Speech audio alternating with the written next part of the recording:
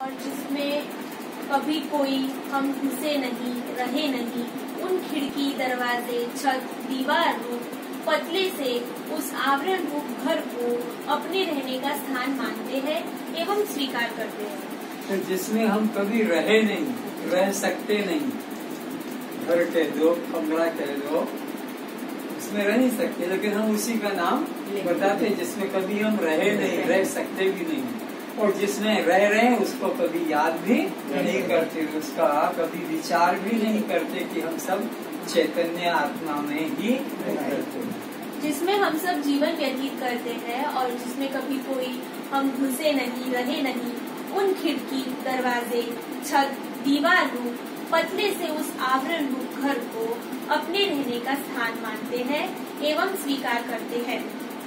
यदि आकाश साकार ठोस पत्थर जैसा अपना व्यापक रूप कर ले तो सब जीव कहाँ रहेंगे? फिर घर, महल, झोपड़ी या सड़क, मैदान कहाँ हो सकेंगे? कैसे चल पहल कर सकेंगे? समझो, समस्त पृथ्वी का जल साकार रूप ठोस बर्फ भी बन जाए तो सभी जलचरों का जीवन क्या बच सकेगा? हलचल कर सकेंगे? हमारा जीवन या पशुओं का जीवन या वृक्षों का, पौधों का जीवन इसलिए हो रहा है कि जल जो है वो ठोस नहीं, तरल द्रव्य है, तो वो लताओं के अंदर, पौधों के अंदर, वृक्षों के अंदर और तुम्हारे अपने मुख के अंदर, भोजन में, सब में प्रवेश हो जाता है। अगर वो बर्फ की तरह ठोस हो जाता सारा पृथ्वी का जल, तो सबसे पहले तो जल में रहने वाली सब मछलियाँ कहाँ होती? मर जाती, क्योंकि वो भीतर श्वास लेने को भी जगह चाहिए, छोड़ने को भी जगह चाहिए। तो कोई भी जिंदा, तो सबका जीवन इसीलिए है कि वो परमात्मा निराकार होने से, आकाश निराकार होने से सबको स्थान दे रहा है। मनुष्य, पशु, पक्षी उसे पी सकेंगे, भोजन बना सकेंगे, लता वृक्ष जीवित रह सकेंगे नहीं। जैसे कब अगर वो बर्फ ठोस बन जाए पाषाण की तरह, तो किसी का जीवन संभव नहीं। जैसे साकार जल से किसी का जीवन संभव नहीं, निराकार जल ही सबका जीवन आधार है। इसी तरह साकार परमात्मा होने से जीवन कभी संभव नहीं होता। सभी निराकार आकाश की तरह निराकार परमात्मा में ही वास करते हैं। लोग मकान, घर, फ्लैट खरीदते हैं जिसमें रहा नहीं जा सकता। जिसमें रहा जाता है उस आकाश का क्रय विक्रय कभी किसी ने नहीं किया। आज तक खरीदा है किसी ने आकाश को? प्लाट खरीदा है, कोठी खरीदी है, बंगला मकान खरीदा, जिसमें कि कभी रहा नहीं, उसको खरीदा जाता है, और जिसमें रहते उसको कभी किसी ने खरीदा नहीं, कीमत भी नहीं पूछी और कीमत बताई भी नहीं, कि सोचा भी नहीं कि हमको मकान के अलावा आकाश में रहना। जिसमें रहा जाता है उस आकाश का क्रय विक्रय कभी किसी ने किया नहीं। जगत आत्म प्राणपति रामा, तासु विमुख किमि लहि विश्रामा।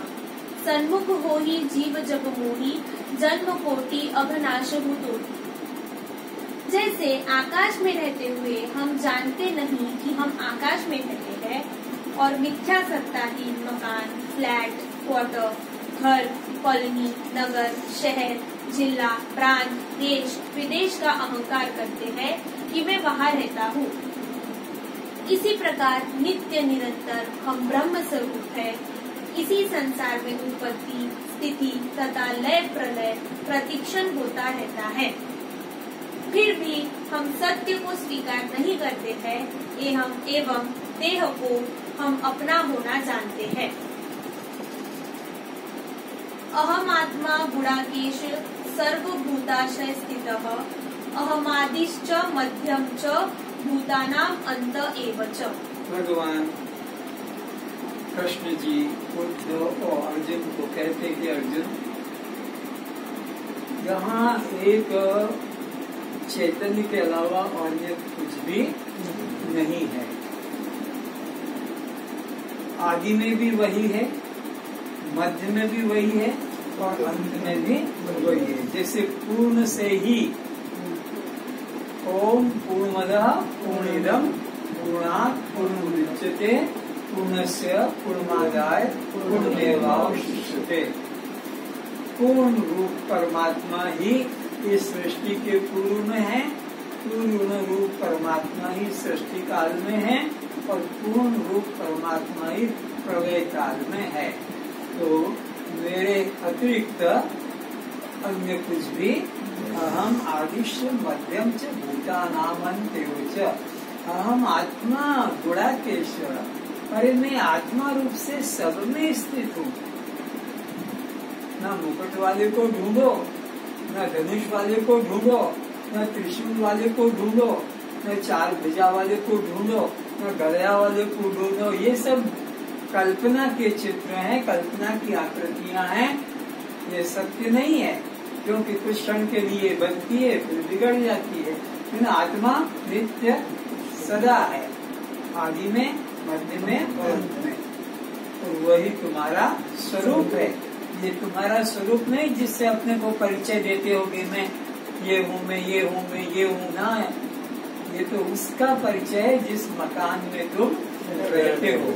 ये जो परिचय दिया जाता है ये तुम्हारा अपना नहीं है, ये गलत अपना परिचय दे रहे हो।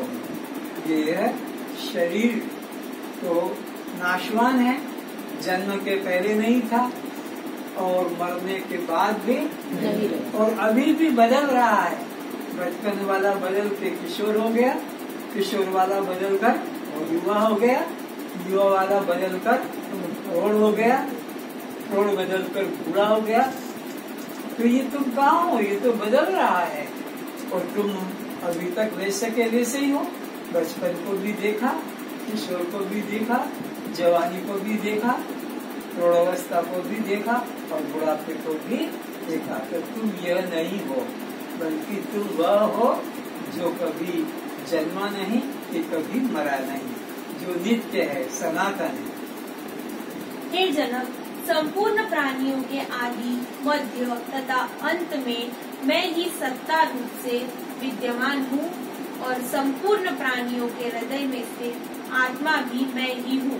तो और कहीं अब ढूंढने खोजने जाने की जरूरत भी नहीं। कितना सरल रूप कर दिया, कितना सरल कर दिया कि ये पुष्प को उठाने में तो टाइम लगेगा, एक आंख को खोलने और बंद करने में तो टाइम लगेगा, पर परमात्मा के लिए इतना भी आपको करने की जरूरत, क्योंकि बता भी दिया कि मैं तो अंदर ही बैठा हूँ।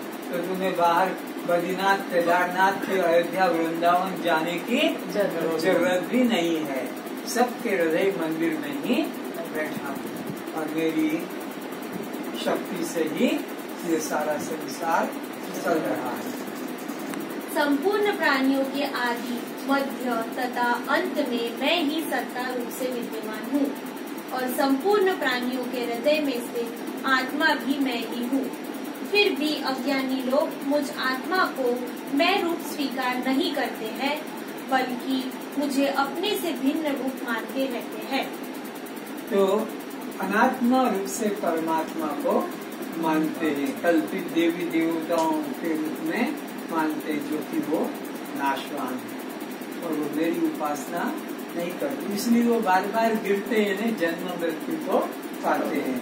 देवताओं को पूजने वाले देवताओं को, भूतों को पूजने वाले भूतों को, पितरों को पूजने वाले पितरों को और स्थावरों को पूजने वाले स्थावरों को और पशु पक्षियों को पूजने वाले पशु पक्षी योगी को प्राप्त होते हैं। इसी तरह जिन साकार मूर्तियों द्वारा तुम्हारा कल्याण नहीं होता उसे मानते पूजते हो, एवं जिस निराकार परमात्मा से सब प्राणियों का जीवन है उसे कोई विरल आप जैसा ही स्वीकार करते हैं। सबको परमात्मा कहने वाला, सबको परमात्मा मानने वाला, तेरे पत्थर को, मिट्टी को, लकड़ी को, कागज को, ये भगवान, ये भगवान, वो भगवान, किंतु अपने को भगवान मानने को प्रस्तुत में भगवान कैसे हो सकते हैं? वेद कहता है तत्त्वमसि तू ही हाँ, मैं कैसे हो सकता हूँ? लेकिन ये पत्थर की मूर्ति भगवान है, हाँ, ये लकड़ी की मूर्ति भगवान है, ये सबको भगवान मानता है, लेकिन अपने को ही नहीं मानता। इसी तरह जिन साकार मूर्तियों द्वारा तुम्हारा कल्याण नहीं होता, उसे मानते पूजते हो, एवं जिस निराकार परमात्मा से सब प्राणियों का जीवन है, उसे कोई विरल आप जैसा ही स्वीकार करता है। तो साकार जिन देवी देवताओं की आप उपासना करते हो, उनके पास कुछ देने को नहीं है, वो भिखारी है, वो मेरे पास आते हैं। भगवान कहते हैं वो मेरे पास आते हैं कि मेरा भगत मेरी भक्ति कर रहा है, उसको फल देना है। तो भगवान कहते हैं, मैं कहता हूँ जितना तेरी हिम्मत है, सामर्थ्य है, उठा सकता है, ले जा मेरे पास में। अरे जंगल पड़ा है और तुमको लकड़ी लेना है, ले जाओ, जितनी तुम उठा सकते हो, 1 मन 2 मन, हाँ, जितना उठा सकते हो।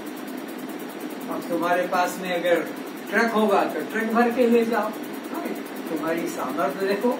तो इसी प्रकार भगवान कहते हैं कि ये जितने भी देवी देवता तुम्हारी उपासना करते हैं, इनके पास देने को कुछ नहीं है, ये मेरे पास आते हैं, तो मैं ही फल देता हूँ, मेरे माध्यम से उनको फल मिलता है, उनके पास कुछ नहीं।